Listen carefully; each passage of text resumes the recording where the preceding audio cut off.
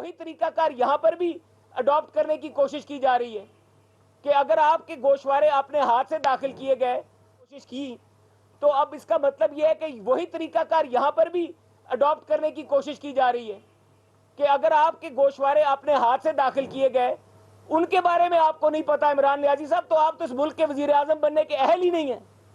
अगर आप दस्तूर की बात करते हैं, आप कहते हैं सब कानून के सामने बराबर होने चाहिए, तो इलेक्शन कवानीन के नीचे आप हलफ पे कहते हैं कि मैं हल्फिया ये कह रहा हूं, इसका मतलब है आपने झूठा हलफ दिया है। आप पता ही नहीं कि आपने गोशवारों में क्या लिख रहे हैं और नीचे आप हल्फ दे रहे हैं कि मैं हलफ पे ये बात बयान कर रहा हूं। और दूसरी बात ये है, अब डिफेंस क्या नजर आ रहा है? डिफेंस ये नजर आ रहा है कि पाकिस्तान में कभी किसी ने अपनी घड़ियों का हिसाब नहीं दिया, और हम इन जो लोग हैं हम सब की गोशवारे निकालेंगे, हम ये बताएंगे किसी ने अपनी घड़ियों का हिसाब दिया कि नहीं दिया। ओ भाई, तुम्हारा मकसद ये, अपनी बात का जवाब दो। अगर तुम्हारा डिफेंस ही ये है कि किसी ने नहीं दिया तो मैं क्यों दूं, तो ये तो कोई तहफ़्फ़ुज़ नहीं है, ये कोई कानूनी डिफेंस नहीं है। और सबसे बड़ी बात यह है कि फॉरेन फंडिंग वाले फैसले के बाद तो मैं ये समझता हूं कि अब उनका जो सर्टिफिकेट है, वो सर्टिफिकेट जो है वो तो जाली हो चुका है।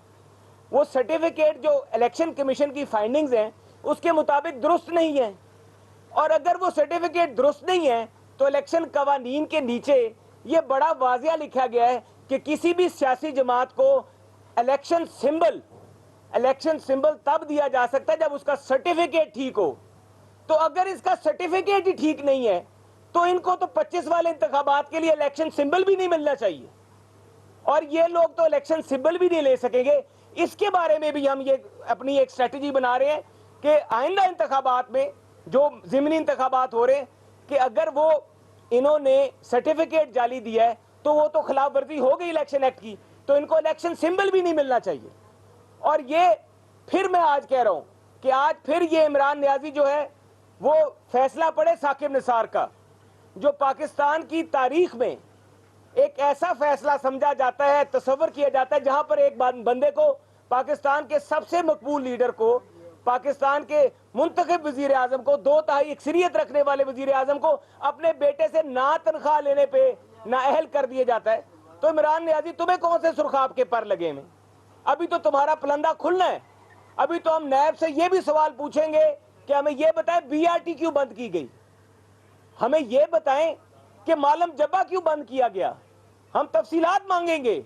हमें यह बताएं कौन सा दबाव था उस वक्त के चेयरमैन नैब पे कि हेलीकॉप्टर केस बंद किया गया।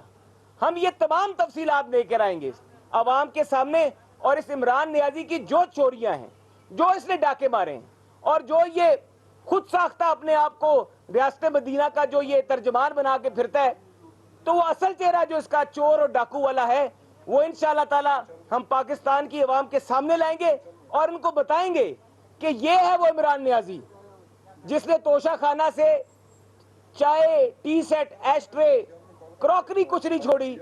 ये है वो इमरान खान जिसने करोड़ों रुपए की घड़ियां ली, तोहफे वसूल किए और कहता है कि मैं डिक्टेशन नहीं लूंगा। ये है वो इमरान नियाजी जिसने करप्शन की खैबर पख्तूनख्वा में, और आप अपनी और चेयरमैन नैब पर दबाव डाल के अपने खिलाफ होने वाली तमाम तहकीकात बंद कराई। अब ये सब चीजें पाकिस्तान की आवाम के सामने आएंगे। जो ये कहते हैं कि ये करप्ट नहीं, मैं कहूंगा ये पेटी थीफ है। ये करप्ट की दूर की बात है, पेटी थीफ, यानी कि 3500 रुपए के टी सेट से लेके करोड़ों अरबों रुपए तक के इसने डाके मारे, और अब ये इसके एहतसाब का वक्त आ गया है। इंशाअल्लाह ताला इसका बहुत जल्द एहतसाब करेंगे। मैं कामरान मुर्तजा साहब से गुजारिश करूंगा।